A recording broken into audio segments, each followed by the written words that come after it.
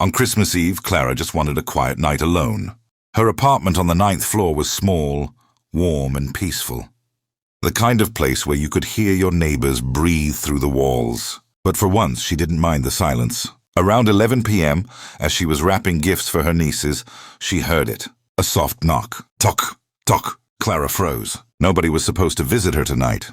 She walked to the door, looked through the peephole, and stumbled backward. A Santa Claus stood in the hallway, but not the cheerful kind. His suit was faded and dirty. His beard looked like old tangled cotton, and he was standing completely still, hunched slightly forward, as if listening. Clara cleared her throat. "You have the wrong apartment," she called out. Santa didn't respond. He simply lifted his hand. Tock, tock, harder this time. Clara stepped away from the door, heart pounding. Minutes passed. Finally, she heard footsteps, slow, heavy, walking away. She tried to calm herself, tried to laugh it off. But 10 minutes later, 3 knocks hit her window, on the 9th floor. Clara turned slowly.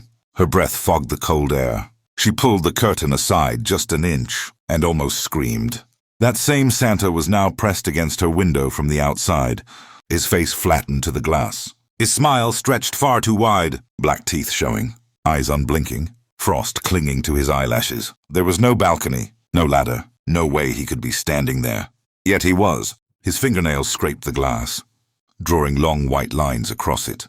Clara ran to the door, fumbling with the lock. But it wouldn't open. It felt like something heavy was pushing from the other side. Behind her from the window, the knocking continued. Tock, tock, tock. Then she heard a whisper, a voice muffled from the cold. "You didn't let me give your gift."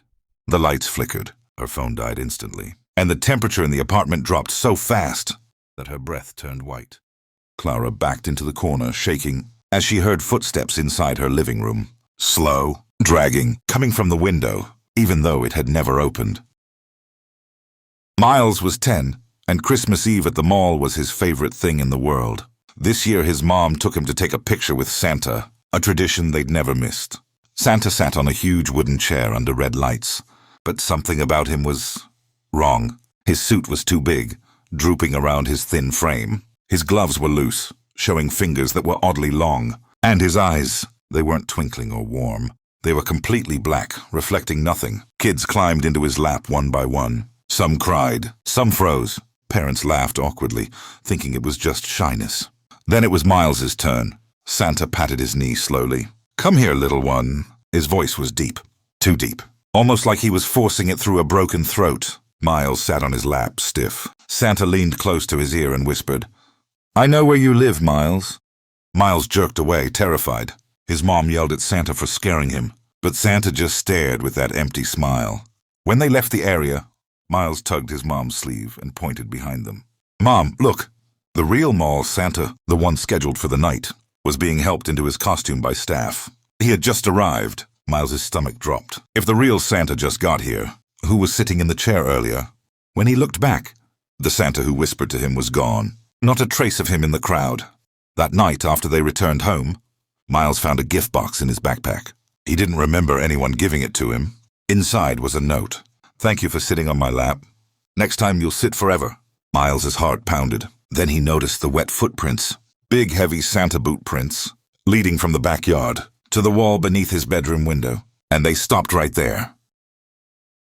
Eleanor had never imagined she would spend Christmas Eve alone. At 60, she knew quiet winters. But this year felt different.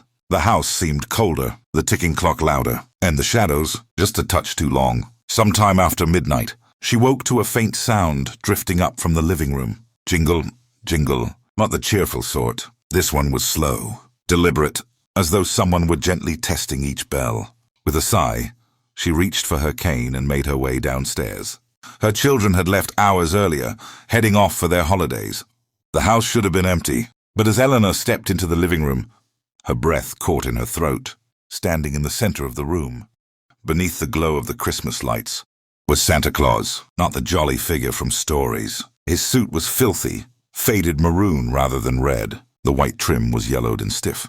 And his beard, matted, tangled, almost rotting. "Who are you?" Eleanor whispered. Her voice trembled despite her effort to steady it. Santa turned his head, slowly, far too slowly.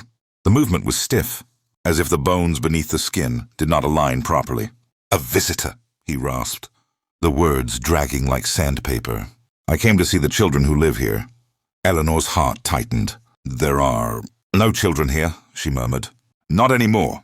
Santa's smile stretched in a dreadful, deliberate way. "There is one." He lifted a gloved hand and pointed toward the staircase, toward her grandson's old bedroom, a room untouched since the accident 8 years earlier. "No," Eleanor whispered. "You mustn't go up there." But Santa had already begun to move, boots thudding softly against the wooden steps. And with every step, a wet, dark stain marked the floor beneath him. The house groaned, as though it resented his presence. When he reached the top, the door to the boy's room creaked open on its own. Just a fraction. A moment passed. Then a small, trembling voice drifted out. "Santa?" Eleanor froze. Her cane slipped from her grasp and clattered to the floor. There was no child in that room. There hadn't been for years. Santa stepped inside, and the door closed gently behind him, with a soft click that felt far too calm. From the other side of the door came a low, quiet laugh. Not a joyful one. A laugh of discovery, of possession. Eleanor backed away, tears blurring her sight. And as the bells on Santa's suit jingled faintly, she realized something dreadful. This Santa did not visit children. He visited homes where grief still lived. Homes that were trying and failing to move on. And tonight, he had found hers.